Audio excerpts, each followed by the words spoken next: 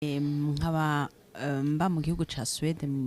kuva ibihumbi 2007. Yes. Ndavyibuka twari abakobwa bane. Kandi sinavuga ngo tuja muri boîte ngo turiko dukurana n'abahungu tuje no twari abakobwa bane. Yes. Muga tukaryoherwa ko tugiye gutamba. Nkumva umengo nca ntangura ahubwo no kutangura ibindi bintu byo kuvuga ngo sinanywa. Muga nkumva umengo ndondere nk'akandi kantu gakaze muga ko mnanwa nkarondera akantu gasosa cyane. Yego. Muga karimwo pourcentage nini kugira ndondere wa munezero. Yes. Urumva ivyo bindi byari bitagwa kuzira aho hantu. Yego. Satana atangwa kunshiramwe ibindi bintu bindi aho hantu. Urumva kakaguru kari gatambikije ava mu nyuma karavuye no mu nzu y'Imana kaza kabisa aho hantu sinibuka ngo umunsi w'Imana ni ryari. Numva urumva nja muri kwe ka Satana. Novuga ngo yari umudayimoni yaramboshe yari umudayimoni yakunda gutamba kuko nakunda boîte de nuit cyane. Harageze igihe rero Imana irandambirwa iravuga iti no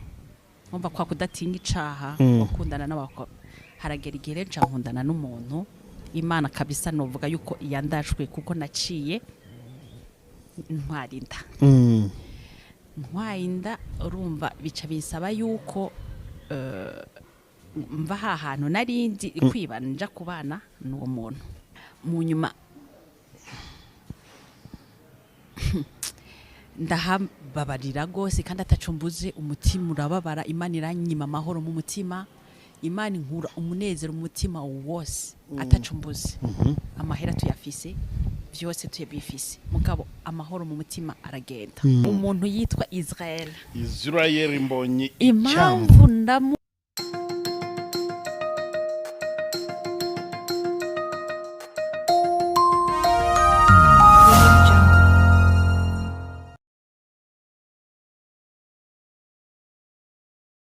Inshuti bakunzi ba Iyobokamana TV turabasuhuje mu izina rya Yesu Kristo ni kwa kundi mutumenyere ko tugira gutya tukazana abantu batandukanye maze tukabasha kuganira nabo murabona ko twicaranye rero no mutumirwa wacu niwe tugiye kuganira no kurikira neza ikigano tugiye kugirana ndazi neza yuko utari buze guhomberwa rwose kuko haraba harimo byinshi byungura ubugingo bwawe reka rero tumuhereze ikaze ku Iyobokamana TV mwaramutse neza kandi muraho murakomeye Naramutse Joel. Amakuru. Ndakomeye cyane. Wow, ikaze cyane kuyobokamana. Murakoze. Yes. Muratangirana no kwibwira abantu badukurikiye kugira amenye ngo tugiye kubana nande muri iki kiganiro. Urakoze. Amazina yanje nitwa Melyse Irankunda. Ndo Murundi kazi mvuka mu gihugu cy'u Burundi. Nkaba mba mu gihugu ca Swede kuva ibihumbi 2007. Yes. Muri iyi misi ndi mu gihugu c'u Rwanda niho maze indwi nka zitatu igice. Yego. Okay.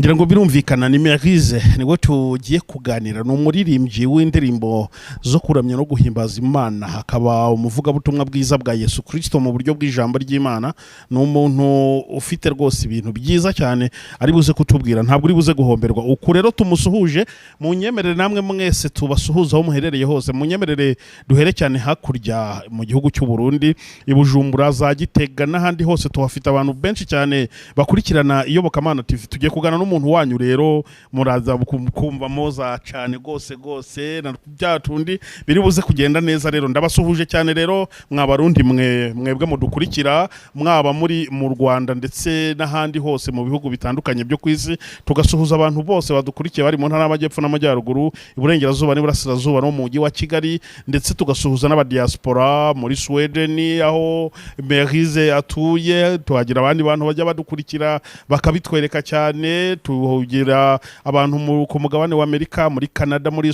Australia muri Asia ndetse no muri Oceania n'ahandi hose ku birwa bitandukanye turabasuhuje cyane mu izina rya Yesu wowe uri kureba iki kiganiro ubabaye ukwiye kongera ibihe byo gusenga no kwizera yuko yatabaye abandi nawe izagutabara naho wowe wishimye rero ukwiye kujya utabara abandi kuko Yesu ubwe yateruye amagambo arivugira ngo abajyana nawe gutabara abandi nibo bagenda bagabana ku mugisha w'Imana rero rero mwese Imana ibahire kandi ishyigikira imirimo y'amaboko yanyu kugira ngo ubuzima bwanyu bukomeze kugira umuze. Reka rero Melyse tuganire. Melyse, amakuru yanyu murakomeye? Nukuri ndashima Imana Joel. Muri Sweden mumeze neza?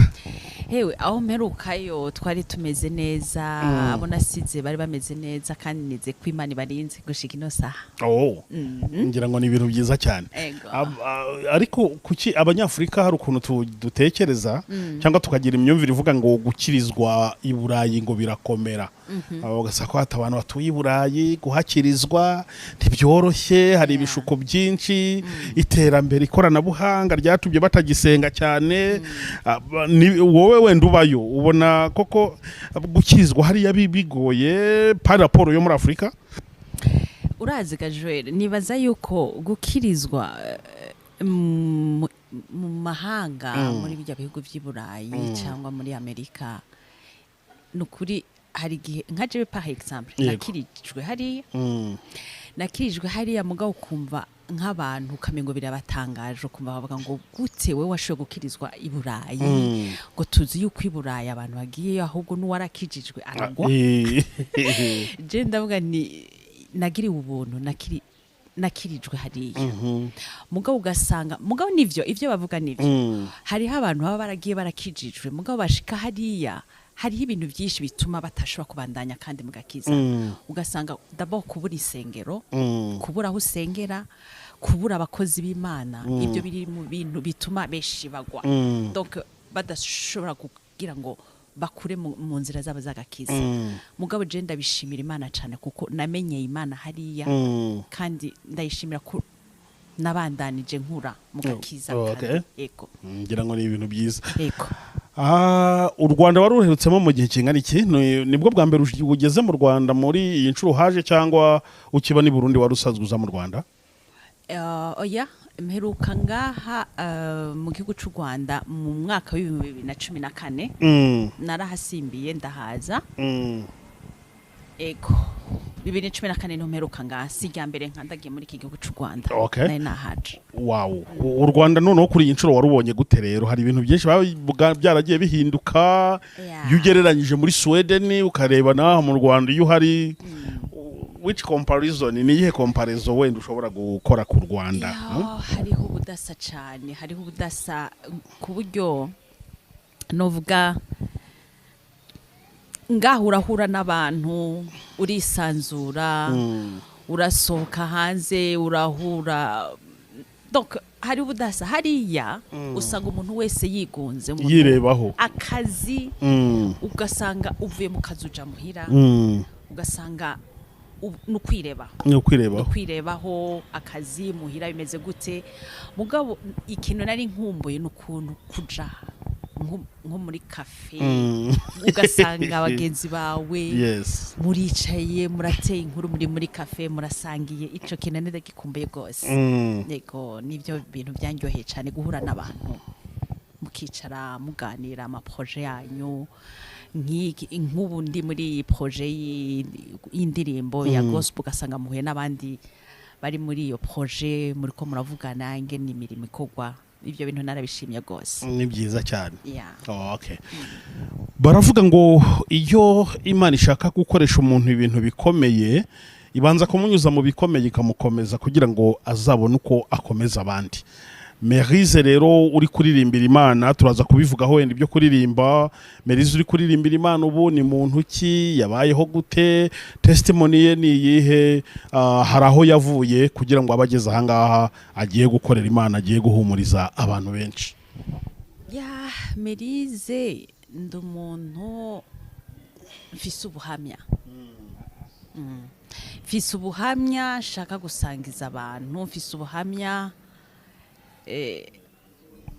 nabonyumviriza numva yuko busha kubafasha.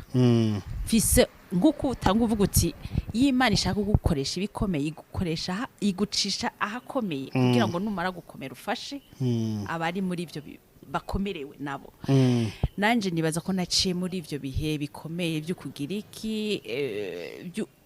na cyane mu nzira y'agakiza kandi bimwe bavuga mu gitabo cy'ivyahishuriwe biri mu gitabo donc ivyahishuriwe Yohana 3:15 havuga ngo kudashushe ngo canke ngo ntukonje ngo ngo urakazi yazi jere nari muri ubwo buzima wari urakazi wari ushyushye ntiwari ukonje sinari nshushe kandi sinari nkonje rero nari muri ubwo buzima bwo hagati iyo niyo ntahe rero jewe novuga nti shaka gusangiza abantu okay ego wari ukonje gute rero urumva ntiwari ushyushye ntiwari ukonje wari urakazi uyazi kandi Yesu yaravuze ngo ubwo udakonje kandi ntubire cyangwa ntushyuhe ati nzakuruka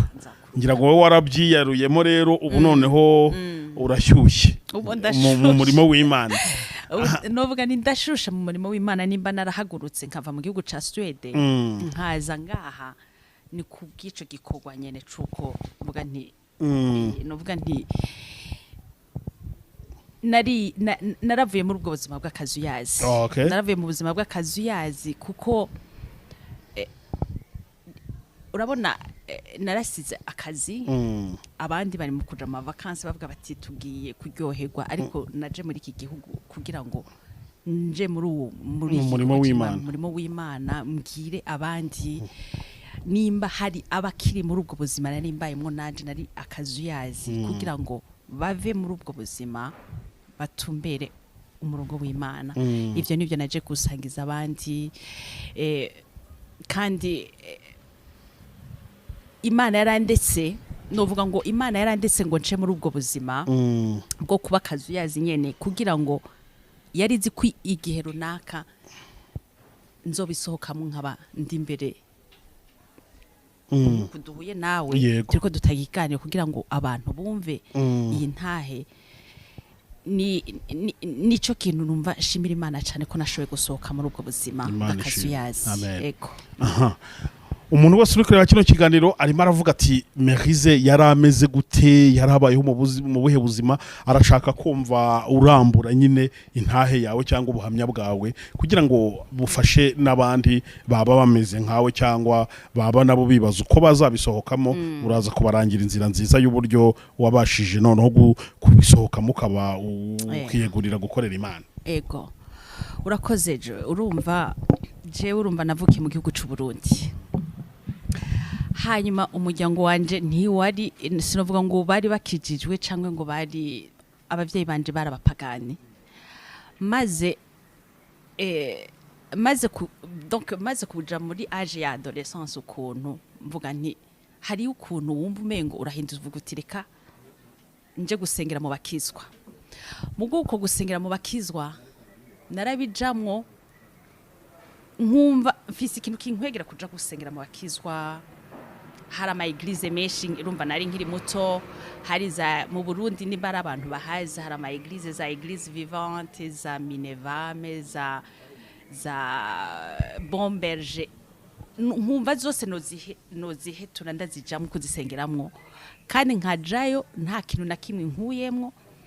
mugabo nkaca nkunda cyane no kuja donc nkakunda isi nkakunda boîte de nuit donc ikintu numva ko cari kimboshe novuga ngo yari umudayimoni yaramboshe yari umudayimoni yakunda gutamba kuko nakunda boîte de nuit cyane aho hantu niho nari imbohewe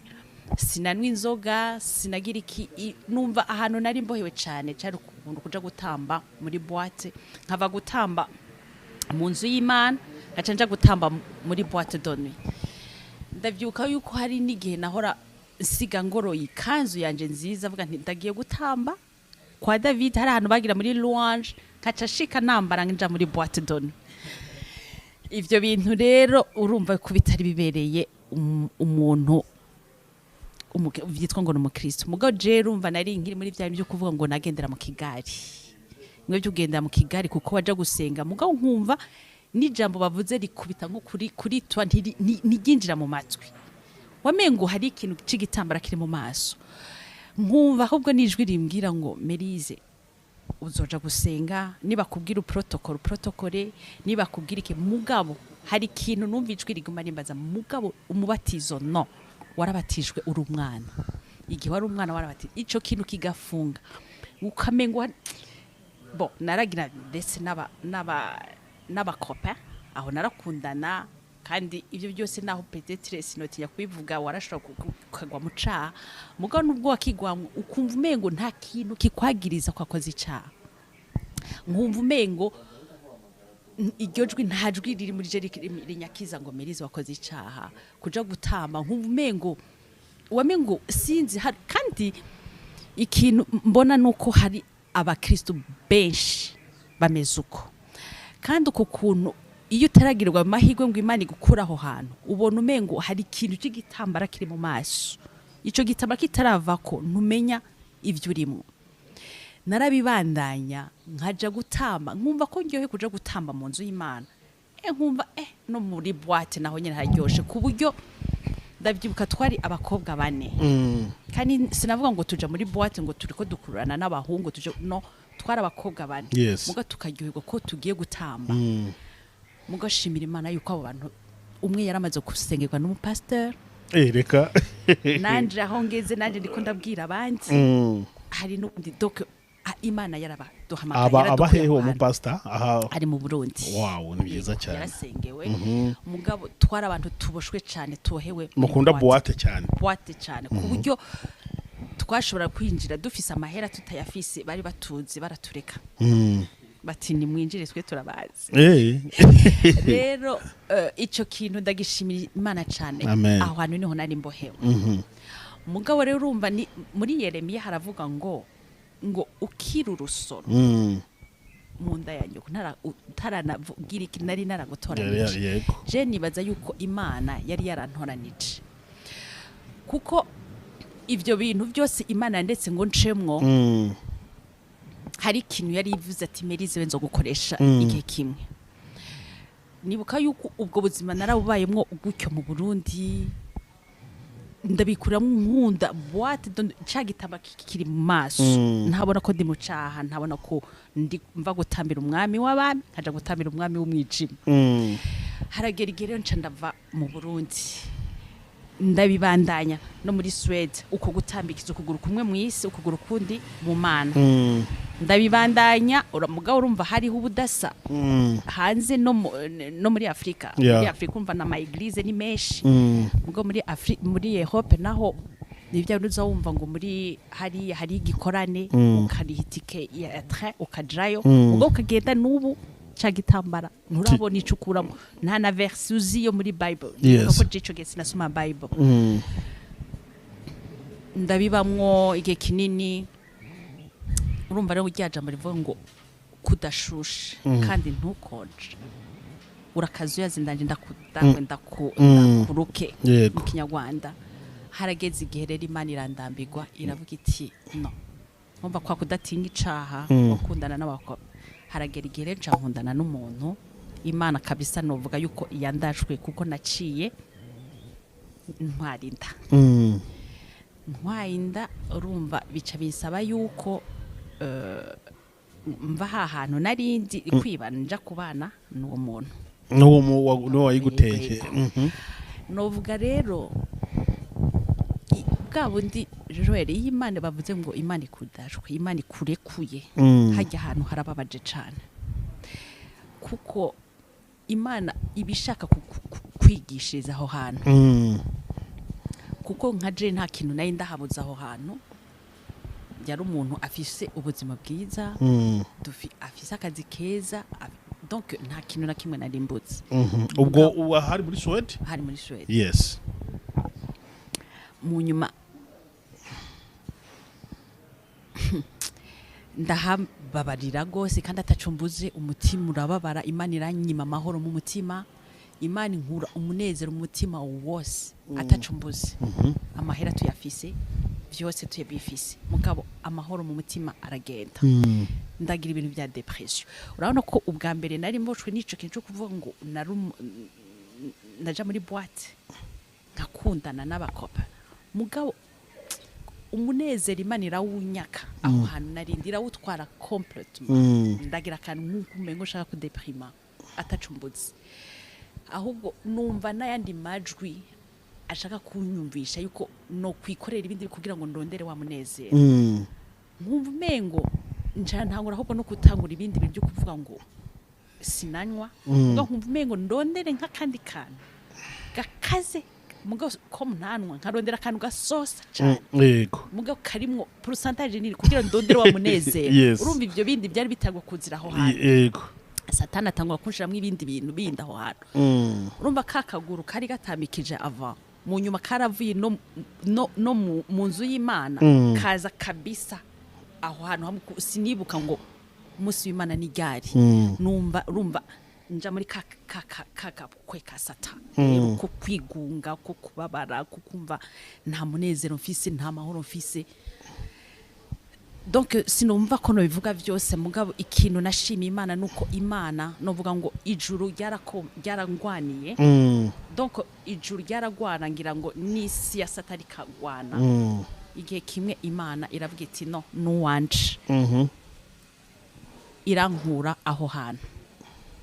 irankura muri ubwo buzima ndavyibuka itariki imwe y'ukwezi kwa gatandatu 2013 nakiri mu batizo kugira ngo rero ushobore kuva aho hantu Imana yaciye mu mukozi w'Imana arambwira arandondera biciye ku muntu w'umugenzi aba muri Canada arambwira ati Melyse hari umuntu w'umukozi w'Imana yambwiye ngo aragushaka ari message kubera rero nari maze gushishwa n'ubuzima avuga nti noje nabandi bantu avuga nti no numukozi numvise ko ari umukozi w'Imana no muri ico gihe nari ndimo numva ngize iyo shaka y'ukumwakira ndavuga n'umukozi w'Imana reka ndamwakira arambarira ati Imana yakunyeretse ndi ku musozi inyereka iyo sura yawe irambarira ngo ndakubwire aho hantu sahawe kandi iraje kugutabara yego ico si kibanza cyawe umukozi w'Imana uri umuntu yatoranije iraje kugutabara mugabo mejeje kumva iryo jwi sinari nzi ngo Imana ivuga ko urumva ko jewe nta kintu c'Imana narizi numvise nkijwe mu mutima rimbaza ngo Melyse uwo mwanya wopfa ikibanza cawe niki uwo mwanya nyene upfuye wewe ni ijuru cyangwa n'umuriro ubwo nyene numvise iryo jwi numva sensation muri jewe kwa kundi y'umuntu ashize n'urutoke kuri cuisiniere uvyumvira ha numva ubwo ndavuga nti no mana sishaka umuriro shaka ijuru numva ryajwe iragarutse ngo ushaka ijuru rikorere Joel kuva ico gihe niko kubohoka kwanje kwatawe ubwo hari nko mu mwaka hari mu mwaka wa 2013 2013 sinasubiriye naciye nguma mfast ico kinje kuvuga Imana imbwiye ndondera ijuru nkorera ijuru nca ntangurira ngaho rero sinasubiye gusubira inyuma eko okay ubu ratangiye rero nyuma yo kumva iryo jwi hari ukuntu wenda iyo umuntu yarafite wayikonderaga boîte ukora n'ibindi byaha nyine urakazuyaza iryo jwi ryonyine nicyo kintu cyagushoboje guhita ubyiyaruramo direct biranagukundira ntiwigeze wenda usubira inyuma ntiwigeze ucika intege wahise ukomerezaho na n'ubu ngubu ko urashikama hewe iryo jwi kumva iryo jwi rimbajije ngo uyu mwanya upfuye ikibanza cyawe nikihe numvise numva ubwo bubabare uwo mwanya haraje ico kintu mu mutwe wanje numva urutoke kuri cuisiniere numva mu bwongo niho numva ububabare numva ubwo mvuga ni no nta muriro nkeneye ijuru no kumva ngo nimba ukeneye ijuru rikorere nca numva ndahindukiye ofete umengo nibitekerezo vyanje vyahindutse complètement numva mbaye undi muntu mushasha numva umengo ndakanuye karwa mengo ndasinziriye naciye nkanura ndavuga nti reka sinkeneye ijuru jewe reka nkorera iryo sinkeneye umuriro reka nkorera iryo juru yego bica biva ngaho rero yego ni ryari wamenye yuko muri wowe harimo umuhamagaro wo kuzaba umukozi w'Imana mu buryo bwo kuririmba nivuga butumwa ni ryari wabisobanukiwe urazi ryari nabisobanukiwe nuko naciye shirigwamwo inyota ofete maze kuva muri ubwo buzima bwo kuba akazuyazi gutyo bwo kuva kwivanga no kugira iki naciye ngira umutwaro numvise Imana ishizamwo umutwaro Imana yashizamwo umutwaro wo kudasubira yashizamwo umutwaro nkumva ndababajwe n'abantu bari muri ubwo buzima nari mbaye nkumva ikintu cyose ndiko ndagira ndiko shaka kugira ubuzima nari ndimwo nihagira abandi bantu babubamo nkumva mfise uwo mutwaro nkumva mfise ico kintu nkumva n'indirimbo z'abandi bahanze ndiko ndumviriza nkumva indirimbo yose iri mu ico kintu cyo kuvuga abantu ngo nibivange iyo ndirimbo ikaca intusha iyo ndirimbo ikaca inkora ko gose kaca numva avuga nti Imana yanyujije muri ibi bintu kugira ngo nanje nze mburira abantu nje ndabigira umutwaro indirimbo zikiduduburiza muri jewe indirimbo z'abandi bahanze zikankora ko nanje zanje nkumva ndagirirwa amahishurirwa yo kumva yuko izo ndirimbo d'abord zikaba ziri mu mutima ntaramenya ico nzokora aho sinari bwagire n'umuhamagaro kuvuga ngo nzoririmba gusa naguma afise uwo mutwaro kuvuga nti Imana gute abandi bantu bariko barahonera muri ubu buzima nari ndimo bafise ico gitako nkumva ngize d'abord ishavu rya Satani naciye ngira ifuhe cyane rya Satani ingene ariko arafunga abantu ingene abantu bari mu nzu y'Imana umugabo yabafunze igitambara mu maso akabahumya ntibabona ivyo barimo ncangirira rero ifuhe cyane Sata kuri ubwo kintu ncanumva rero ko uwo n'umuhamagara Imana yashize muri jewe yego umuntu w'urwaruka uri kureba kino kiganiro ni umukobwa ni umusore yabaswe n'ibiyobyabwenge cyangwa gukunda amabuwate ingeso zitari nziza nyamara kandi afite umutima wo kuba yabivamo aranabitekereza cyane pe yewe hari n'igihe yicara akarira akavuga atari ko Mana ubu nzabigenza gute mfata icyemezo ngashaka gukora ibyiza ibi bikantanga imbere niki wamubwira kugira ngo abe yashobora kuva mu kazu yaza gakizwa neza gashikama yakora iki uko byagenda kose nubwo Imana ariyo ihamagara umuntu ikamukura mu bintu bibi ariko hari n'icyemezo personnel umuntu yifatira kuba warabishoboye wowe niki wabwira abo byananiye burwaruka ikintu nobwira abo bantu donc bari muri ibyo bintu cyane abo bantu bumva yuko bakiboshwe hari ikintu donc urazi Joe Imana yampishuriye ibintu byinshi muri ico gihe yampishuriye cyane cyane hari gihe nibuka ko nari mu gihe cy'amasengesho numva Imana irambwiye ngo ni wibande cyane mu gitabo cyo kuvayo yego igitabo cyo kuvayo irampishurira nyereka uburyo Farao atashaka kurekura ubwoko bw'Imana yarababarira kanegosia na Mose akavuga ati nimugende mwebwe abagabo abana basigare nimugende amashanya asigare Farao ntigera ashaka yuko abana b'Imana abisirayeli bagenda complete yaguma ashaka bagume hagufi donc Imana imishurira yuko n'abakristo bakino gihe Satani ntashaka yuko binjira mu Mana complètement ishaka ahubwo bagume ukuguru kumwe babone ko bari mu nzu y'Imana mugabo habe hari ikindi kintu kikibaboshe aha bashakira hose ugasanga umuntu arakije mu gace afise envie y'ubusambanyi donc Satani amukoresha hashaka nibaza yuko hariho ivyiringiro kuko ni ijambo ry'Imana avuga ngo donc ni mwanya mbaza ni mwampamagara nanje nzobatabara kandi iravuga ngo nimuze barushe n'abaremerewe ndahari kugira ndabaruhure uwo muntu rero yo bazi yuko ati kikintu kirananiye nafukame asaba Imana aririra Imana atakira Imana ati Imana ntabara muri ntabara ndashaka Imana iramwumva iramutabara kuko ijuru ntirineze no kubona abana bayo bari ko barajuragirika nibaza yuko Imana uyitakambiye irakubohora kandi iyo migozi gacika uwo munyororo ukubosha ugacika Melyse mu wuhe mwaka yatangiye kwandika indirimbo ye ya mbere cyangwa yinjiye mu muziki official yinjiye muri Byari amaze imyaka ingahe ari umuririmbyi mbere yuko wenda tuvuga kuri content y'indirimbo reka tubanze tumenye igihe noneho sasa rero yinjire mu muhamagaro wo kumva ko agiye kuba umuririmbyi w'indirimbo zo kuramya no guhimbaza Imana urakoze ofete ibintu byo kuvuga ngo kuririmba cyangwa ngo kuba indirimbo zo guhimbaza Imana cyangwa gospel ntabyo narinzi ko nzobikora byabirimwo gusa kubera ko iyo message umva Imana yari yarampaye kuko Imana yarampaye iyo message nyine umva ndiko ndakubwira yo kubwira abantu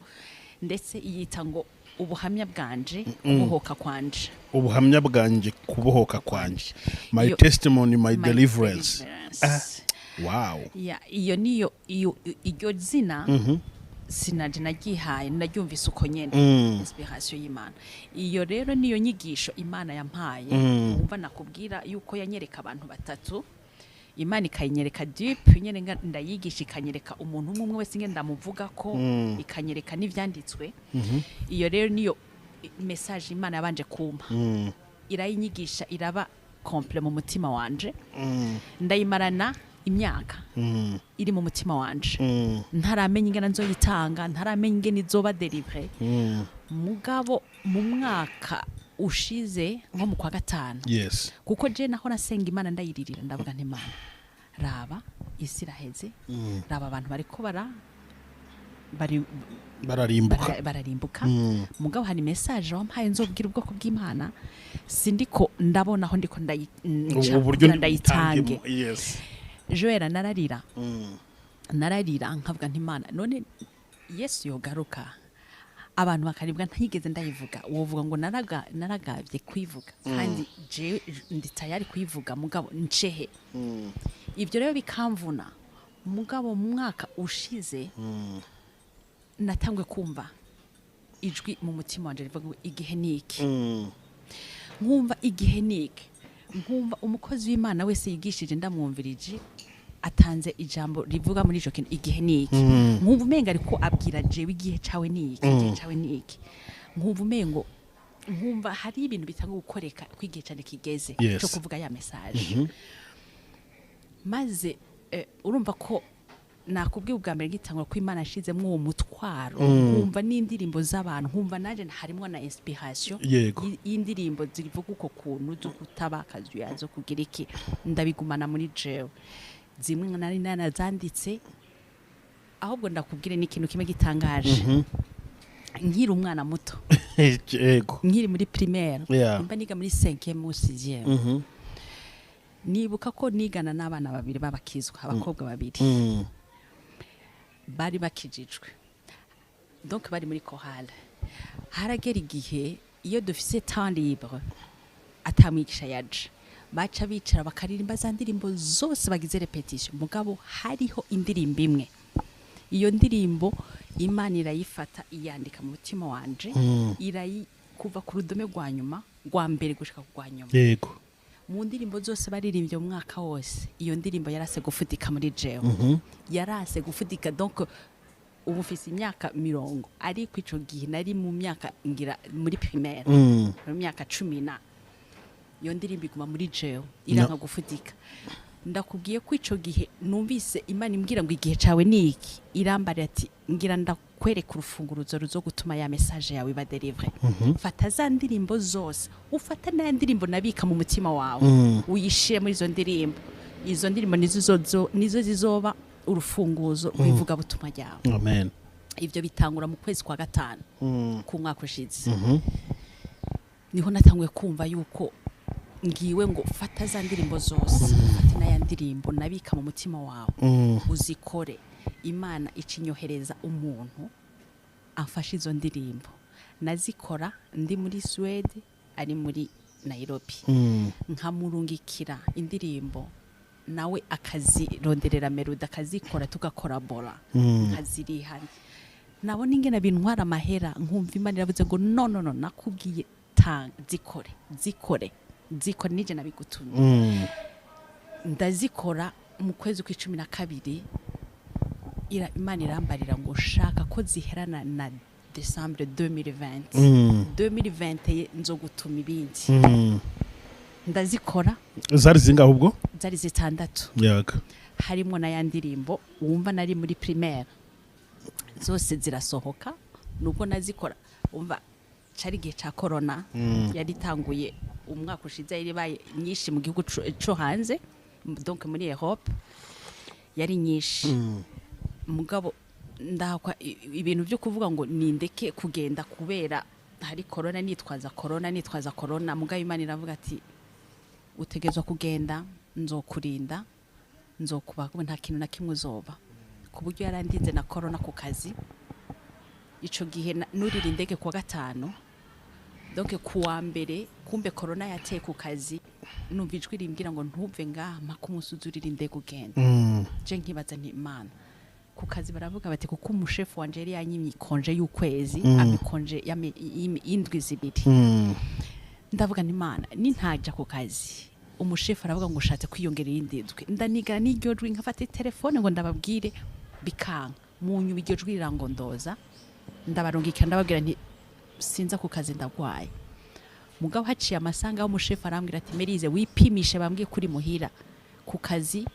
hari abakozi babiri bamaze gukora covid hari abandi ndwi bari muhira barindiriye hari abapasya bari kwa muganga wipimishe rero ndavuga nti Mana wambwiye kuzondinda urabitangura nga ndavuga nti ndagiye ndabonye kuzobana nanje muri Kenya nca ndagenda muri Kenya kabisa narumva kw'Imana nubwo ntayikora ko yari impande yanje ndazikora rero hanyuma indirimbo eko zirasohoka ya ndirimbo wanditswe ku mutima uri umwana mutoya ndashaka kuduha kapera kayo gatoya kugira abantu barumve ko twaganire n'umuririmbyi ni iyihe yitwa ngo iki yivuga ngo iki turaza kurangira ahantu abantu aho bakura indozo ndirimbo zawe aho bazirondera afite channel ya YouTube y'umuziki ndetse n'ivuga butumwa rye rindi izajya ikunda kubiriho ibiganiro byiza cyane biri muri topic yitwa my testimony my deliverance ni ibintu byiza cyane turi buze kuyipininga munsi y'iki kiganiro ariko turanayibwira abantu mu kanya ariko wenda aratwa kapera gato k'indirimbo wenda ye cyane cyane yo yanditswe ku mutima akiri umwana mutoya yego akoze indirimbo iravuga ngo Bikigi abantu benshi barihenda bakibwira yuko ari abana b'Imana ijoro ryagera bagenda binyegeje bagakora ibyaha byinshi bihishije bazofukamanga basaba imbabazi Mana tubabarire ariko umunsi w'imbabazi uzoba waheze Imana izocibereka ibyo bakoze binyegeje babibone nk'isenema babibimaramare izobigaragaza n'amahanga byibonere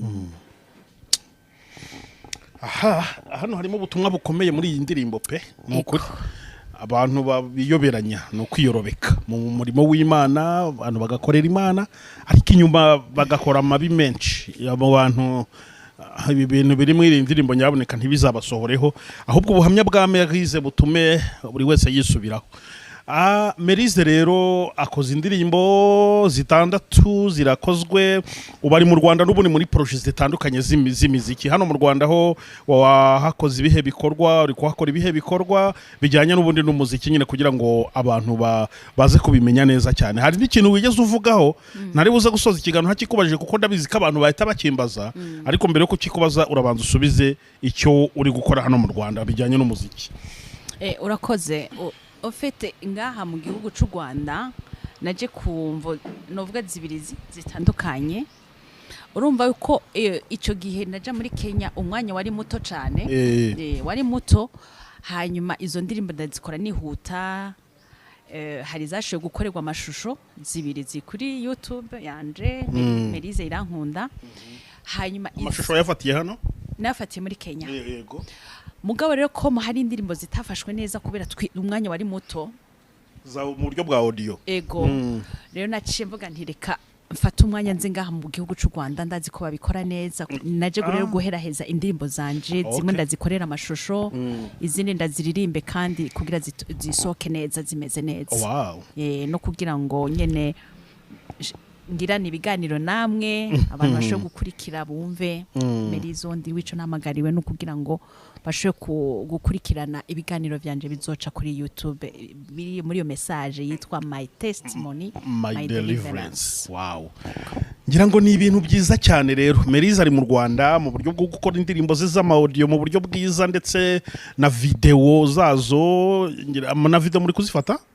na video turi kuzifata hari indirimbo imwe iza gusohoka uyu munsi turayitora iyo nayo ni indirimbo novuga ko ni indirimbo iri donc tete donc ni novuga bavuga gute niyo nyamukuru niwo mutwe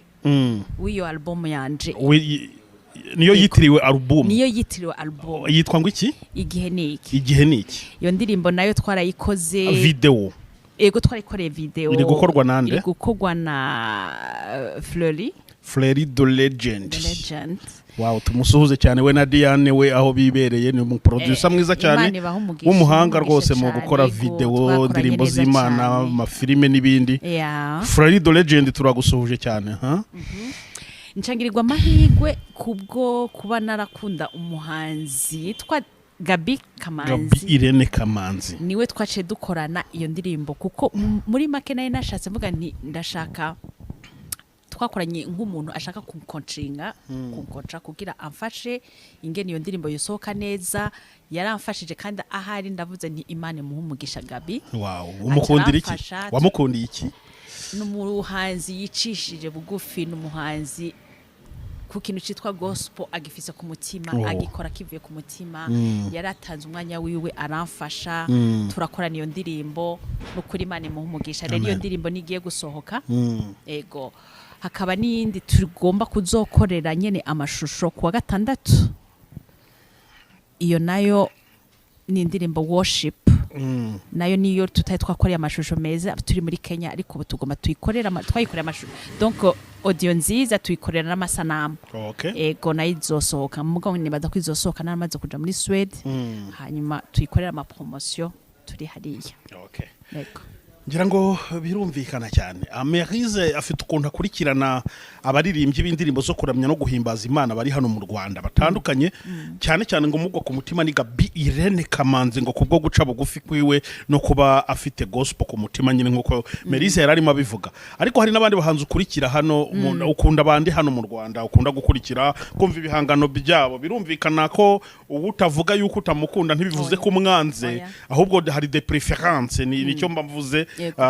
ni bandi ujye ukurikira ibihangano byabo hano mu Rwanda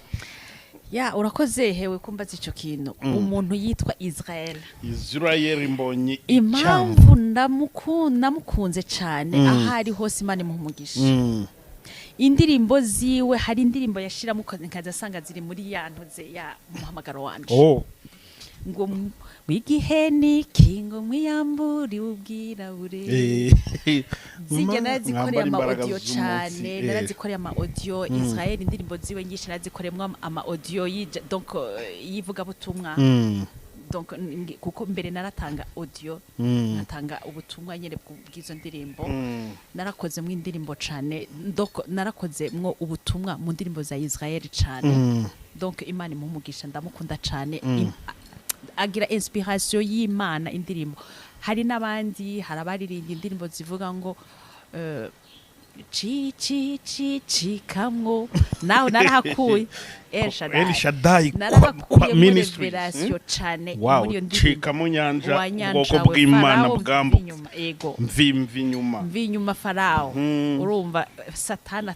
atwoma inyuma ariwe Farao yomi inyuma ubwoko bw'Abanyisrael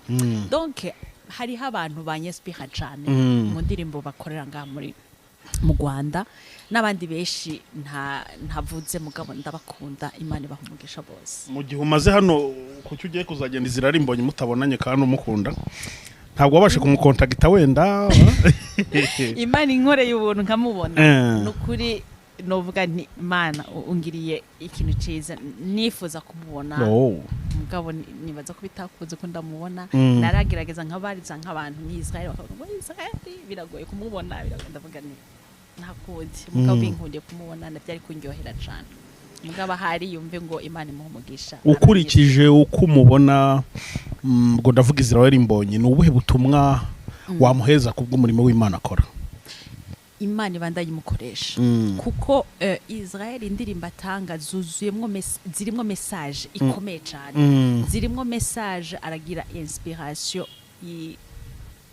y'ijambo donc y'indirimbo ata inspiration agira mu ndirimbo yandika nukuri aba Imana imuhaye message nukuri niko nico ndamukundira indirimbo ziwe cyane zirimo amavuta zirimo inyigisho eko Okay. Ngira ngo birumvikana cyane. Melyse turimo tuza kugana ku musozo. Hari ikintu wigeze uvugaho muri testimony ariko urakirenga. Ariko umuntu ndabizi ubwo abantu bakurikiriye Bokamana TV tuba tumaze kumenyerana. Iyo nkoze interview wenda sinkore suivi neza uburyo bansubiza inyuma ariko wa muntu kuki yaducitse atatubwiye aka kantu kakadusobanurira. Wavuze yuko muri cya gihe cyo kuba kazuyazi bigeze bagutera inda ndetse bituma ufata umwanzuro wo kujya kubana n'umuntu wayiguteye. N'ubu ngubu muracyari kumwe, waje kuvayo, uri single mom, sorry, uri married, how about that? Abantu bariko iki kiganiro ntabwo babura kubimbaza ndamutse ntabikubajije. Yes. Ego. Okay, ico gihe Imana ingendereye. Yes. Ico gihe Imana ingendereye ikavuga iti aho hantu donc ubwo buzima urimo sibwo nari nakurekuye gato. Mugabo ngira kuko ni ijambo ry'Imana rivuga ngo mbaye ndabareka gato. Ariko nzabagarukaho mfite ubuntu bwinshi nibambe. Yes, nibambe. Rero narumva abantu baguma bambwira ngo Melyse umukozi w'Imana, Melyse wakijijwe, Melyse wabaye undi muntu. Aho hantu uri umuco n'umwiza ntibijana kuko yarakijijwe ntiyari yemera Imana. Yeah. Kana mariage mwakoze? Yes. Umuco n'umwiza ntibibana. Twavuga n'abakozi bakambwira bakabimpanurira ahantu uri siho mugabo nkumva jewe nkababwira nti ndabizi mugabo ndarindira Imana izambwire nanje. Ndabizi ndarindira ico gihe umwana yarakiri muto yaragifise imyaka 3. Nkumva ndacafise akantu kubwo muri jewe sinumva ingena vyogenda ngiye n'umwana mugabo nkumva to bizoba ariko ndindiriye Imana. Ako kantu kubwoba kari karimo cane ngera nzokwibana gute umwana muto mugabo shima Imana yuko igihe kimwe numvise ijwi ry'Imana hari akantu kipashije mu nzu hagati ya twebwe nawe. Ako kantu aravuga ijambo, iryo jambo oriyo kumbabaza numva agatwenge umuneze uri deep mu mutima, numva agatwenge ndatwenze, numva nza numva ijwi rirambwiye ngo wumvise igihe cawe niki cyo gusohoka. Okay. Nshanda bifata bwa bwoba buragenda complètement, buragenda ahubwo ngira umunezero kumva ndavuye aha hantu. Nawe kuko d'abord umaze gukizwa yarambonye umwundi muntu, yarantinye, yarabonye ko naba nicaye mvuga n'umuntu nkikubita hasi mwuka w'Imana kibaza nibikibe. Donc yarambonye umwundi muntu, yarambonye mwindi shusho, yabonye mwukinde ku buryo agira ubwoba. Rero numvise iryo jwi rivuga ngo wumvise igihe cawe niki. Umva ngo sinarinzi ngo njahe, narinzi ngo mbahe mugabo Imana irafixa ubu munsi nari nkiri umunyeshuri nariga. Muri kaminuza? Nariga ego nayiga hariya. Mu nyuma nja ku ishuri nca ahantu ndabwira umuntu, hari umuntu yari mu assistant wanje yarazinge nabimeze mu rugo iwanje. Ndamubwira nti ndashaka nufashe kurondera inzu. Sinamubwira detail. Mugo uwo mwanya nasohotse muri ibyo biro inzu ibonetse. Inzira ahantu ngira kugira iyo quartier kugira ushaka kuronka iyo nzu washaka kuba uja ku murongo kuko hariya uriyandikisha ukaja hari amapoint urinda kuronka kugira ngo uronke inzu. Muga Imana irayimpa uwo munsi nyene ukurikira inzu nini, inzu ira ahantu muga nkaguma numva ijwi ngo ntutinye uyifata uko nyene uzoyibamo ntizokunanira kuriya. Aho ndi umunyeshure kandi kugira ngo baguhe inzu uri umunyeshure babanza kubona ufise income, ufise amahera yinjira mugana umunyeshure. Muga Imana ikoresha umuntu iyo nzu arayimpa. Inzu nini, inzu nziza cyane nayivuyemwo haciye imyaka myinshi. Nayivuyemwo nimuka iyo quartier nabamwo nyene yari hafi ya papa w'uwo mwana. Mugabo Imana inyimura injana mu yindi ville mu mwaka ushize ya 2 ans ndahavuye. Muga iyo nzu kuba narayirishe ndi umunyeshuri ndayironkeramwo akazi ndayiriha donc ryasezana Imana yamvuga ati uzoyiriha ntuyitinye ukwiri kose rero nuko byagenze ma ubu rero uri single mom Imana iheruka kungirira neza yego fise umuntu yego ndafise umufiance ufite fiance yes wow turagusuhuje cyane aho uri Iyobokamana TV iki kiganiro azakireba uko byagenda ko kereka niba tumva ikinyarwanda ngira ngo ni ibintu byiza cyane rero mwabyumvise Pawulo yaravuze ngo ibyari ndamu yanjye nabihinduye igihombo ku bwa Kristo birumvikana kureka umugabo agakiza kagatuma vuga ati no reka ndeke ibi kuko bidahuye n'umurongo wanjye ahubwo nkurikire nyine inzira y'Imana ngira ngo birumvikana cyane yes mama turimo tugana ku musozo channel yawe ya YouTube yitwa ngo iki kugira ngo abantu bazaje bayikurikira bagufollowinge nyaboneka gukora share gusubscribinga kuri iyi channel y'uyu kozi w'Imana ni inkunga ikomeye uri gutera umurimo w'Imana kugira ngo my testimony my deliverance ibashe kugera kure igere ku bantu benshi bagende bahinduka kugira ngo ibintu byose bigende neza yitwa ngo iki channel yawe ya YouTube Paul mama iracari ku mazina yanje Melyse Irankunda mugabo ndumva yuko nshaka kuzoyihindurira izina mu gihe kiza ikitwa Igihe Niki Ministry Igihe Niki Ministry Igihe Niki kuko na album Imana yambwiye ati yite Igihe Niki donc izo ndirimbo go rutonde kuko nizo ndirimbo kandi ari kintu nagomba donc nibwirira abantu bariko baranyumviriza indirimbo zanje ntibazumvirize ngo bagire ngo bumve ngo Melyse twumva ingena hinyanyura ijwi iki Imana yazimpaye ku bwa message nimba izoshaka ko nzobandanya ndirimba nzabikora nimba izoshaka ivuga iti gwaro rufunguzo kuko ni indirimbo zirimwo ro message indirimbo zirimwo message cyane nkiyo yo igiye gusohoka mpamagarira abantu kuyumviriza kuko ni indirimbo ivuga my testimony ubuzima bwanje niyo nyene igiye gusohoka kwa kangahe bazoye bayirabire poloma kuri YouTube kuri channel yanje Melyse Irankunda niho bazozisanga poloma iracitwa Melyse Irankunda wowe uri kureba kino kiganiro indirimbo igisohoka tuzata tuyishyira muri community y'Iyobokamana mo hejuru abantu nuyibona uzamenye ngo ni ya wa mama twaganiriye ubundi ibintu byose bikomeze kugenda neza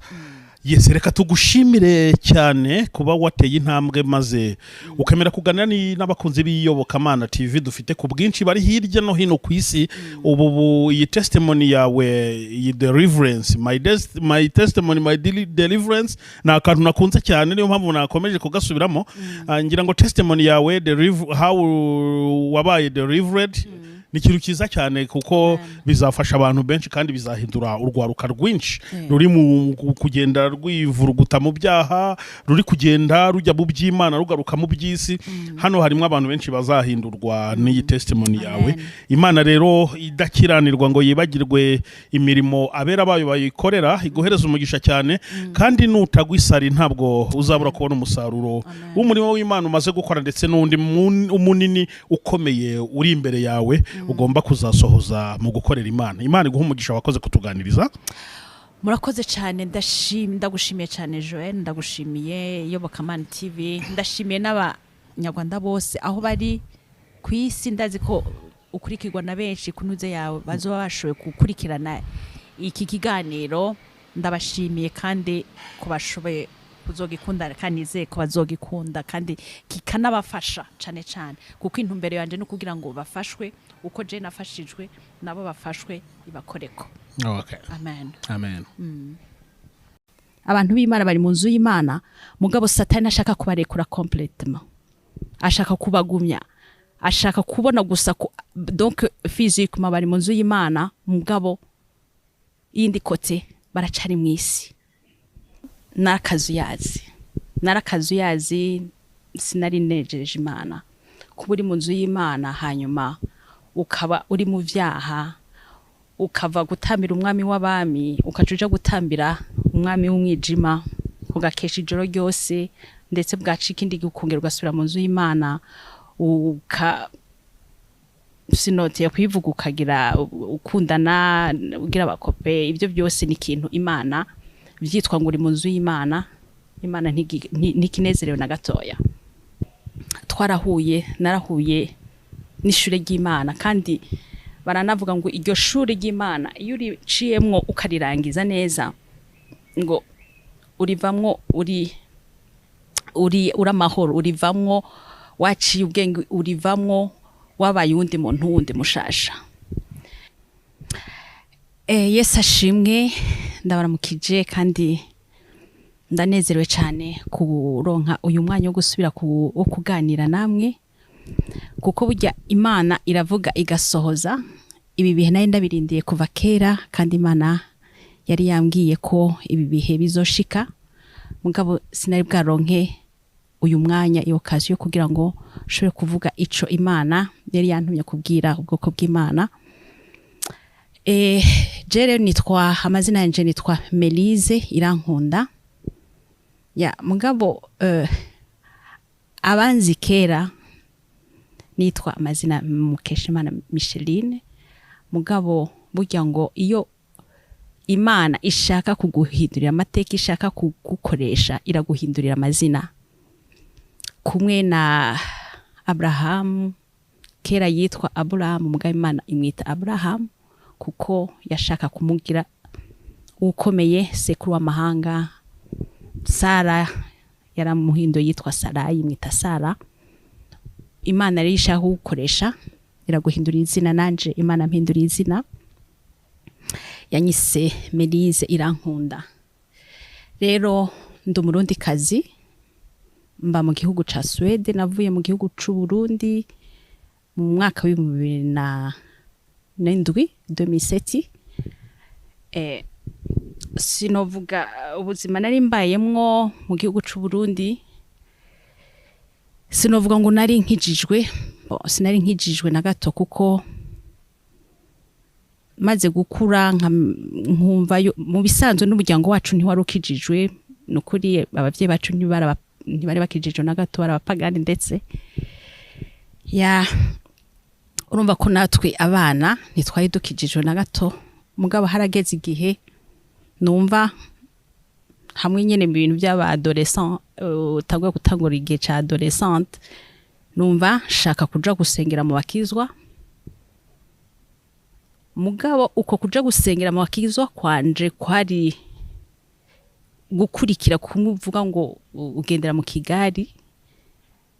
Nta rushengero na rumwe rwo mu gihugu cyacu mu Burundi ntaroyemwo. Nk'abantu bazi mu Burundi hari ama église za église vivante, hari za cathédrale Regina Mundi, hari za de Minevam. Izo zose nazisengeramwo. Urumva ntikwari no gusenga, kwari kuzunguruka gusa mu mashengero ataco uri kukuramwo. Ubwo buzima ndabubamwo kugeza igihe hageze yuko mva mu gihugu c'u Burundi nkaza muri Swede.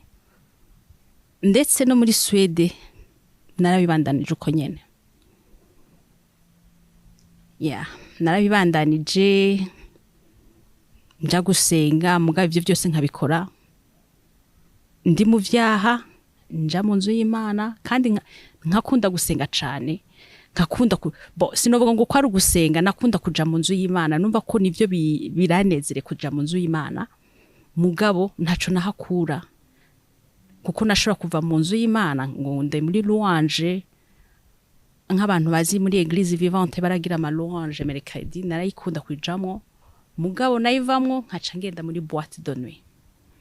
Donc ikintu cari kimboshe rero cane, sinari umuntu ngo nywa inzoga. Icari kimboshe yari boîte de nuit. Nibaza ngo umudayimoni yaramboshe, yakunda gutamba, narakunda gutamba cane. Boîte de nuit, gukundana, nkagira abakopa aho hantu. Urumva ko byari ibintu byiza, kandi mvuye mu nzu y'Imana ntivyari byiza na gato. Mugabo maze gushika muri Swede, burya rero hajya ikintu novuga nuko iyi Imana muri muri Yeremiya hari ahantu bavuga ngo ukiri urusoro mu nda ya nyoko nayo naragutoranije. Je nibaza ko Imana yari yarantoranije, yari izi ko igihe runaka izo nkoresha, igihe runaka irandeka ndaca muri ubwo buzima kugira ngo iyi saha uyu munsi mbe niko ndatanga ubuhamya kandi buze bufashe benshi, kuko hari benshi bari muri ubwo buzima nari mbayemo. Ndavyibuka ko mu mwaka wa 2016 narigeze kuja mu gihugu kimwe cyo muri Afrika. Ndavyibuka ko umuhanuzi yaraje araduhanurira tora abantu benshi ratubwira ngo ashikiriye arambarira ati wewe Imana izogukoresha igukoreshe kandi ubuhamya bwawe intahe yawe izobohora abantu benshi. Rero ndashima Imana ko uyu munsi ubwo buhamya Imana yavuze ko nzobwira ubwoko bw'Imana ari bwo ndi imbere yanyu ndiko ndabashikiriza. Subiye inyuma gatoya rero uko kuntu nyene nagiye muri urwo rugendo rw'akazuyazi mu nzu y'Imana nkora ibyaha, ndetse nibaza yuko no muri Bibiliya mu byahishuriwe Yohana igice cya 3 haravuga iryo jambo nyene rivuga ngo kudashushe. Reka ndahasome ibyahishuwe Yohana 3:15. Reka ndahasome haravuga ngo ndazi ibikorwa vyawe yuko udakonje kandi ntubire, icompa ugakonja canke ukabira. Ngo nuko rero kura kazuyazi udakonje ngira ndakudahwe. Haleluya. Ndaje ndakudahwe. Jewe kabisa narakazuyazi sinari nejeje Imana. Kuba uri mu nzu y'Imana hanyuma ukaba uri mu vyaha, ukava gutambira umwami w'abami ukacuja gutambira umwami w'umwijima, ugakesha ijoro ryose ndetse bwacika indi gukongera ugasubira mu nzu y'Imana sinote ya kwivuga ukagira ukundana ugira abakope. Ibyo byose ni ikintu Imana vyitwa ngo uri mu nzu y'Imana. Imana ntikinezerewe na gatoya. Hanyuma urumva harageze igihe rero maze kugira muri Swede narabandanije ubwo buzima. Imana iravuga iti enough is enough. Ubwo buzima sibwo ndagushakamwo. Maze Imana irandahwa, novuga ngo yarandashwe, kuko ni ijambo ry'Imana rivuga ngo kudashushe kandi ntukonje urakazuyazi ndaje ndakudahwe. Imana yarandashwe kuko uko kuntu nyene ntatinye icaha wacu usanga nyene ngira abakope. Nakundanye n'umuntu hanyuma kubera ntatinye icaha ndatwarinda, kandi umuntu yari umuntu atacu tubuze. Twari dufise ubuzima bwiza, twari dufise vyose pe, dufise vyose. Mugabo kwa kundi Imana ibishatse kuvuga iti ngira ndakudahwe, irakwaka ayo mahoro mu mutima. Narabuze amahoro mu mutima, ndabura umunezero, kandi ndahantu dufise vyose, dufise inzu yacu, afise akazi keza. Mugabo Imana yarinshize aho hantu kugira ngo ni bimwe byo kuvuga ngira ndakudahwe. Je niko ndavyita, yarandashwe, kuko aho hantu Imana imaze kugukura kwa maboko ikakurekura ikwaka umunezero. Nubwo wowe uri mu bintu bimeze gute, ibintu bikayangana, mugabo Imana irakwima uwo munezero, ukumva ibanze igucishe mu ishure, ibanze iguhindure, igukarange, igucishe mu ntuzi, ku buryo uvuga uti yego Imana twarahuye, narahuye n'ishure ry'Imana. Kandi baranavuga ngo iryo shure ry'Imana iyo uriciyemwo ukarirangiza neza, ngo urivamwo uri amahoro, urivamwo waciye ubwenge, urivamwo wabaye uwundi muntu wundi mushasha. Rero byarageze rero aho hantu naragiriwe ubuntu, Imana irarinkuramwo. Uko kuri inkuramwo rero je sinari nzi ngo Imana ivuga gute. Imana kuko urumva sinari nari nkiki nari nk'ukurikira abandi nta kintu na kimwe urabona ni bya bindi satani ushira nk'igitambara mu maso kandi nshimiye Imana ko impaye uyu mwanya kugira ngo mburire abandi bari muri ubwo buzima kuko ico gihe Imana yampaye izi message yambwira yuko mu nzu y'Imana hari abantu benshi bameze gutyo abantu benshi donc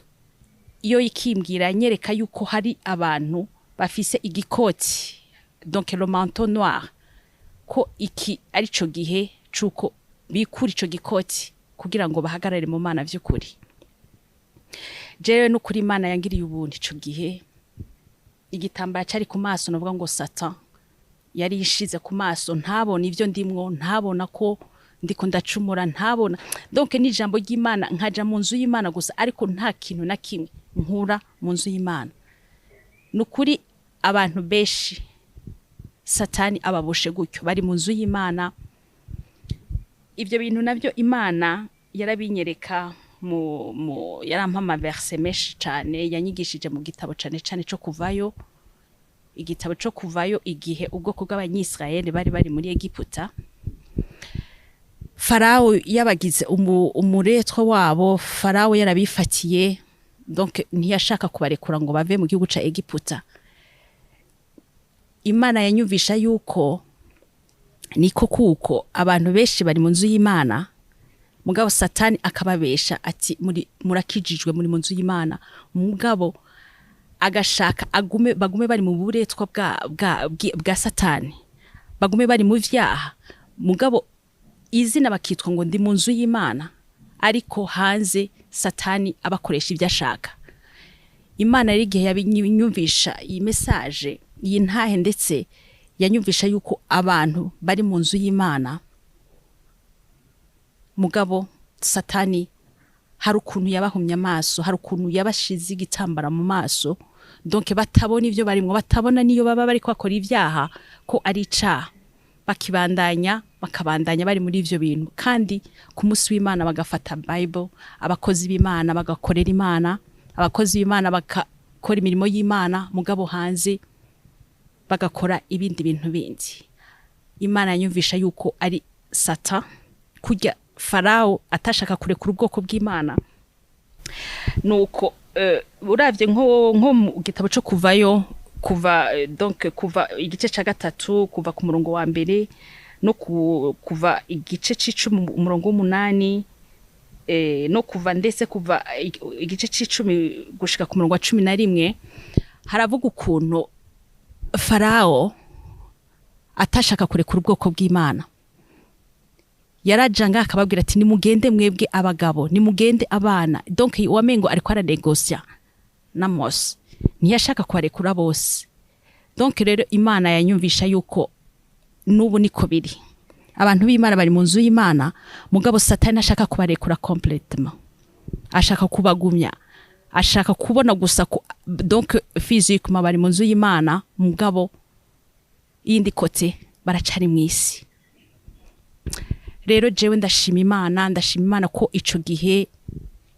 Imana naringeje aho mvuga yuko Imana ntari nzi ngene ivuga ico gihe yari novuga ko nari mu gihe c'ishure yari yandashwe naragiriwe ubuntu ijuru ryarangwaniriye nubwo Satani ariko arashaka kunkwegera kuko nacagiye cyo gutambikiza navuga ngo ukuguru kumwe kuri mu nzu y'Imana ukundi kuri mwisi ico gihe Imana imaze kundahwa na kwa kuguru kwari mu nzu y'Imana naragukuyemwo nja mu donc ntangura gukora n'ibindi bintu ntahora nkora ico gihe narakazu yasi gatangura kubera nari mbuze umunezero aho hantu ndi nkumva umengo ntashaka ikintu cyo ngarukanira umunezero nkumva shaka ikintu kimpa amahoro hatangure utwo tuntu two kuvuga ngo reka nwe inzoga komsa n'uyo muntu turi kumwe numve ko mfise umunezero mugabo nta kintu na kimwe cyashobora kunzana umunezero naragerageje novuga ko nagize meme depression aho hantu narindi kandi ataco mbuze nabibabwiye nta kintu kimwe nari mbuze twari dufise byose mugabo Imana byari shwiga Imana mugabo rero kubera Imana yifise ku mugambi yarangwaniriye igihe kimwe Imana ituma ko umukozi w'Imana numva arambariye ati Imana yakunyeretse ati yakunyeretse ndi ku musozi donc mbona isura yawe ati yambwiye ndakubwire va muri ivyo bintu urimwo wowe uri umukozi wayo iragushaka ico gihe kubimbwira numvise ubwoba bwishi cyane kuko yarambonye arabona ibintu bigiye kushikira yarabona kandi c'est vrai kubera umubabano nari mfise kubera agahinda nari mfise iyo depression nari mfise numva umengo shaka kugenda muri Afrika kugira ngo nje kumva ko mu mutwe nduhutse cyangwa ngiriki mugabo Imana ico gihe nyene nari namaze no kugura billet d'avion kugira ngo nje muri Afrika kandi sinari ngiye ngo ngiye kugira iki nari numva umengo ngiye kwitana nari numva umengo ngiye gukora ibintu bidakorwa kugira ngo kuko nari numva afise agahinda kenshi cyane maze Imana muri ico gihe niho yacica kuri umukozi w'Imana aravuga ati nabonye hari umuntu w'inshuti yawe ariko agomba guhereza ikintu cyo kukwica mu kintu cyo kunwa ati nabonye ibintu byinshi ambwira ibintu byinshi cyane uwo mwanya yaje kumbwira ivyo bintu numvise ubwoba bwishi numva ijwi mu mutima wanje rimbuza Melyse nk'ubu wofa ikibanza cawe niki iyi saha wofa ikibanza cawe niki umuriro cyangwa ijuru iryo jwi donc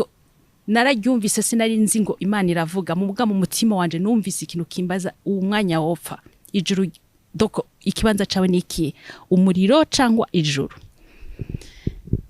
mejeje kumva iryo jwi numvise sinzi ukuri iyo sensation nayumvise nk'ukuntu umuntu ashize urutoki kuri cuisinière ingena navyumviye muri cerveau numva ngize ubwoba cyane ndavuga oya Mana shaka ijuru shaka ijuru shaka ijuru numva iryo jwi kandi riragarutsa mu mutima ngo nimba ushaka ijuru rikorere no babwira yuko ico gihe sinasubiye kuraba inyuma naciye ngira ubwoba cyane nagize ubwoba bwo gufa nagize ubwoba bw'uko nopfa nkaja mu muriro naciye numva mvuga nti Imana kumbwiye ko nkorera ijuru ndarikorera kubw'ico gihe sinasubiye guhindukira sinasubiye kuraba inyuma rero ico gihe cyose rero niho nari ntanguye urugendo rw'agakiza kanje niho nari ntanguye urugendo rwo guhinduka niho nari ntanguye ubuzima bundi cya gitambara cyari ku maso wamengo kiravuye ko wamengo mbaye undi muntu mushasha wamengo hari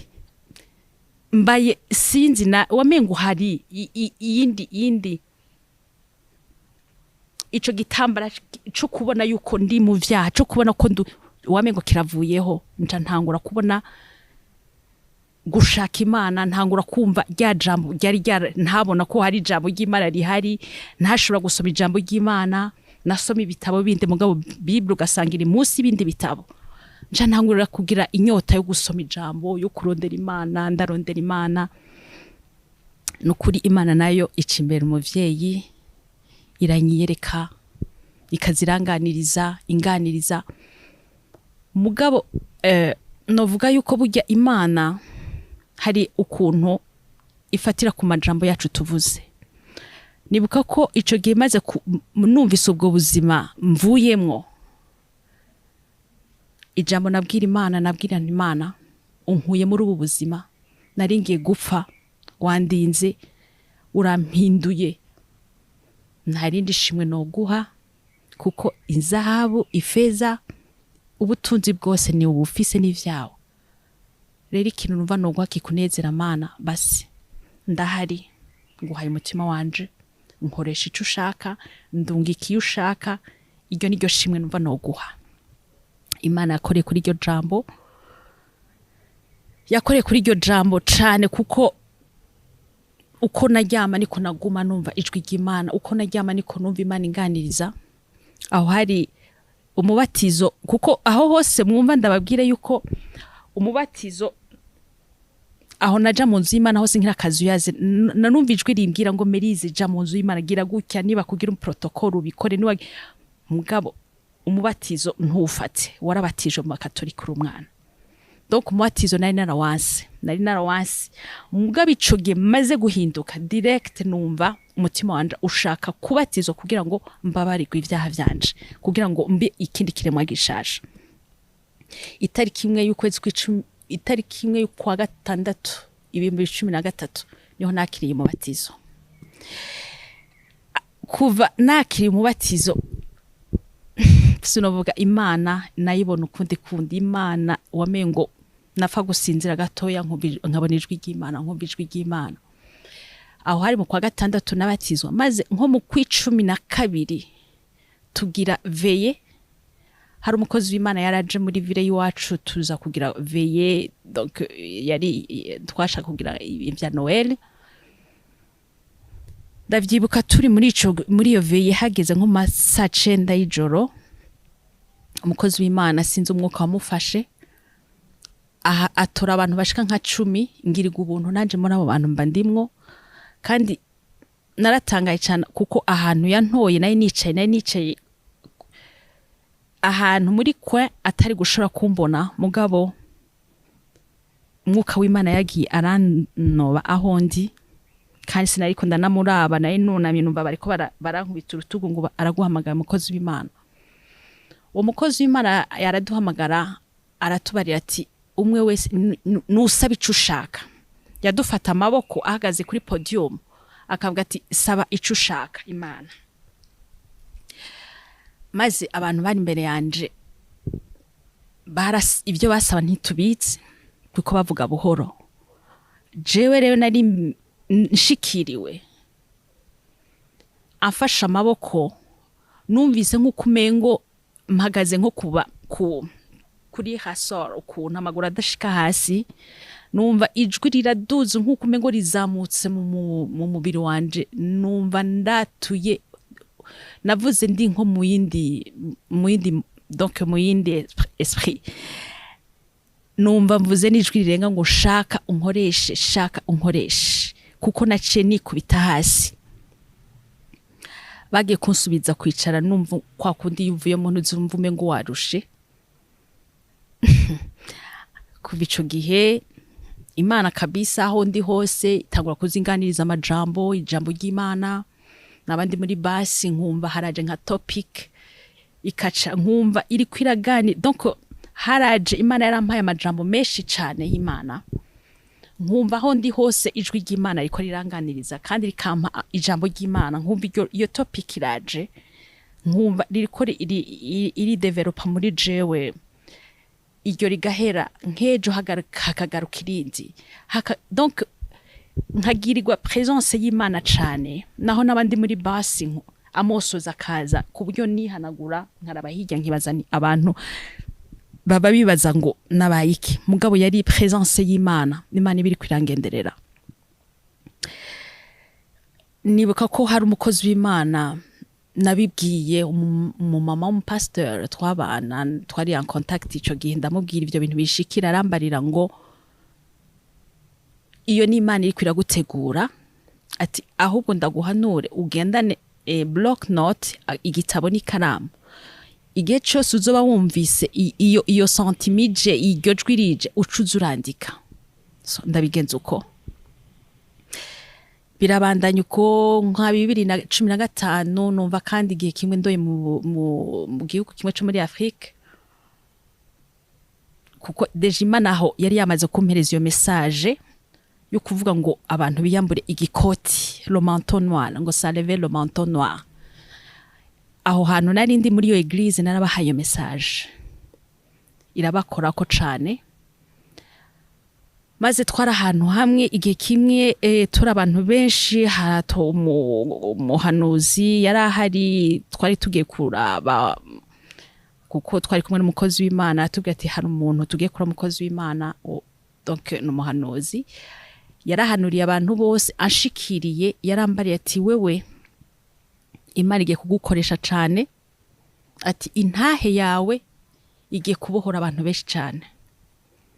jewe nafuye kwakira ndavuga amen kuko sinari nzi ngo iyo ntahe ni nyabaki mugo wewe iyo ntahe yavuga niyo uwo mwanya sinumva ngo iyo ntahe ariko arambarira ni nyabaki Imana zo nkoresha subiye inyuma nkaja muri Swede aho rero Imana iranyigisha ntahe yose nararara amajoro nkavyuka saa 8 y'ijoro sinsubire gusinzira ikashushaniriza ikanyereka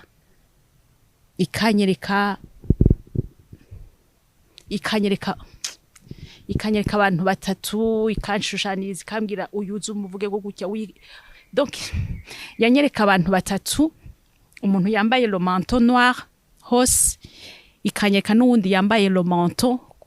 donc ku kituku kimwe ikanyereka n'uwundi iyo manteau iri hasi mugaye Imana ikambwira ngo wibande cyane kuri uwo muntu yambaye le manteau kuri une seule côté uwo rero yambaye ikoti donc ku rutugu yase gutibuka ni wa muntu w'akazu yazi ni wa muntu donc ari mu nzu y'Imana mugabo vyamunaniye kwinjiramo complètement iyo ntahe rero yavuga yanje bwari bwa buzima nagiye gutakwa ari bwa buzima nanje nari mbayemo bwa buzima nabandi mu nzu y'Imana natarika amaboko ngo bansengere nagira iki mugabo nkaba ndi mu vyaha nkaba ndi mu busambanyi nkaba ndi kuja gutambira satani ijoro ryose mu boîte de nuit iyo niyo ntahe Imana yavuga rero ubu ndabivuze gutya ntariko ndabyerekana pratiquement mubganize ko Imana izompa indi occasion nkavuga iyo ntahe ndabereka neza uko Imana yabinyereka kandi Imana yo yambwira iti wibande cyane kuri uyo muntu ari hagati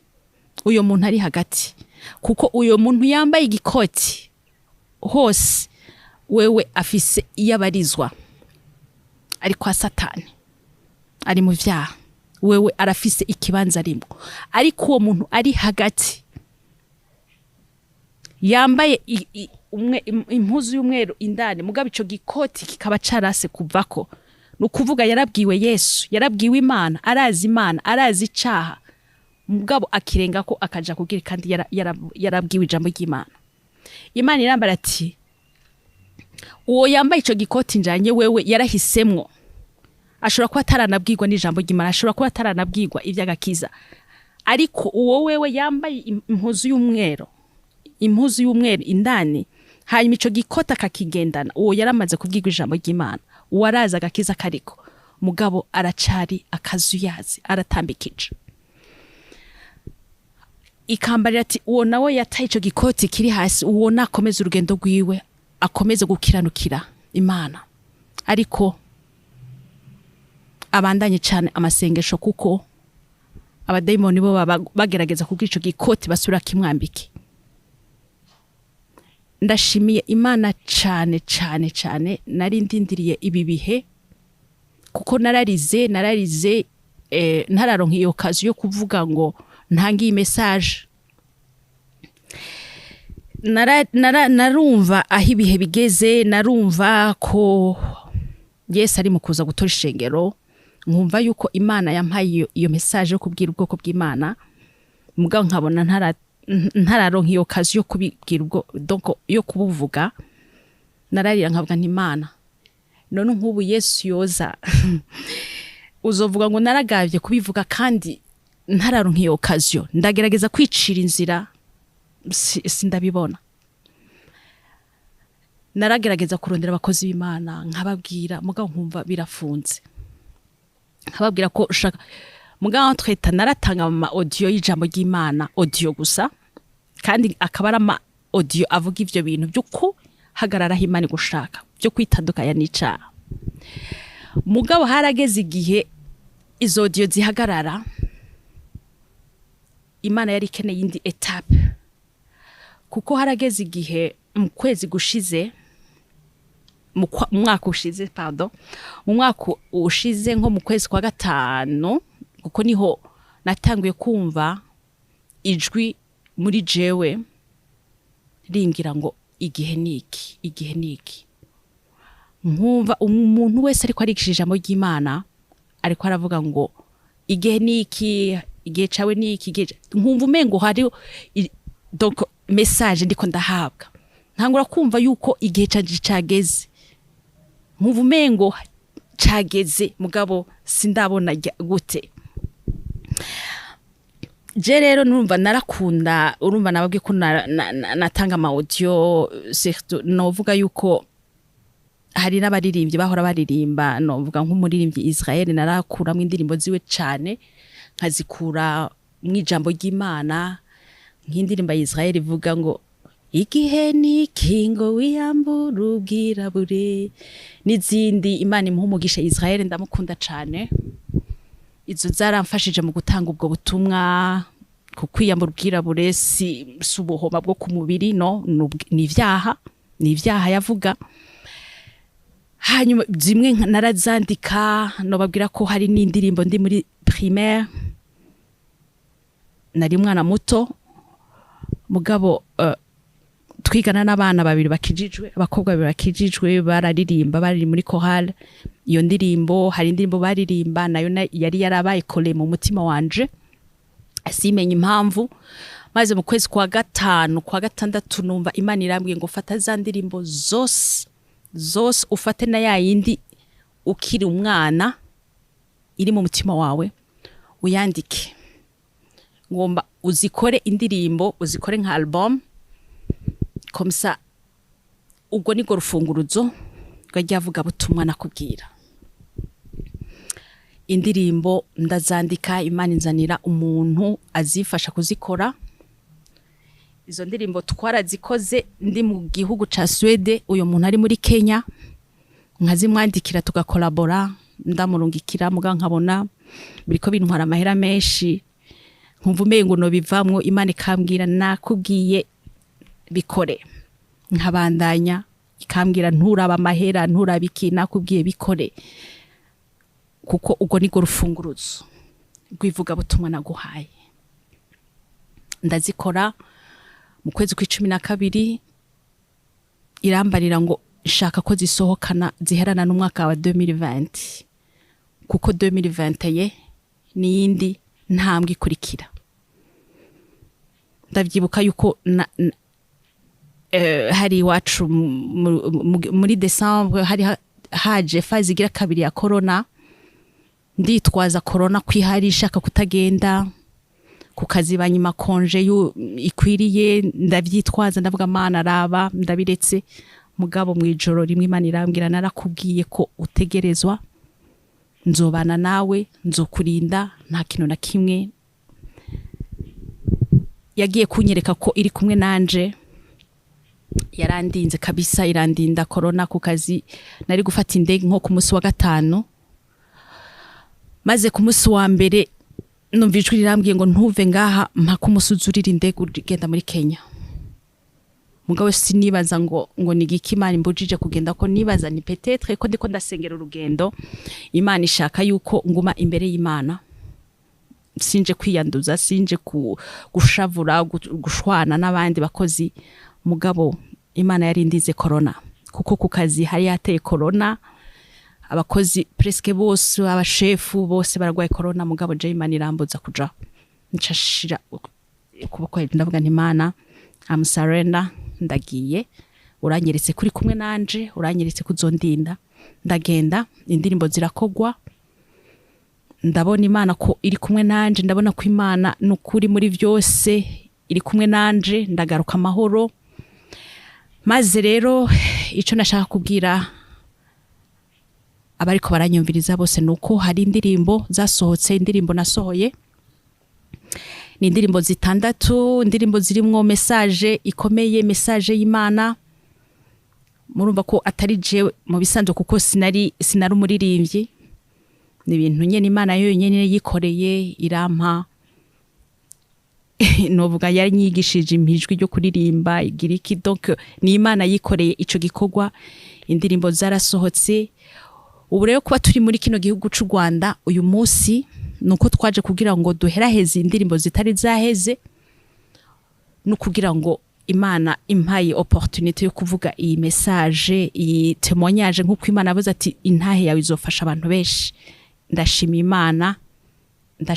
bimwe bivuye ku mutima. Ndashimiye ko Imana ivuga igasohoza, Imana itabesha, Imana icigambiriye bifasha bifata imyaka n'imyaka irabisohoza, kuko ibi yabivuze aca imyaka ishika 6. Mugabo uyu munsi Isaha yarizi ko nzoba ndiko ndatanga iyi ntahe, ndiko ndatanga ubutumwa. Rero izo ndirimbo hariho 3 ziri kuri YouTube, izo zindi 3 nizo twaje guheraheza tuje gukora. Hariho yaheze uyu munsi gombije kuri YouTube, ejo izo biri kuri YouTube twaje gukorera amasanamu. N'izindi Imana idufashije tuzovino tuzikoze bidakwe dukora ama audio, mugabo zose tuzozishira kuri YouTube. Amazina yanje urumva nitwa Melyse Irankunda, muje kuri YouTube yanje muzirabe mwumvirize izo message Imana ishatse kubahereza. Nukuri ndabashimiye cyane ko mwanteze umwanya amatwi yanyu mukanyumviriza. Imana bampera umugisha.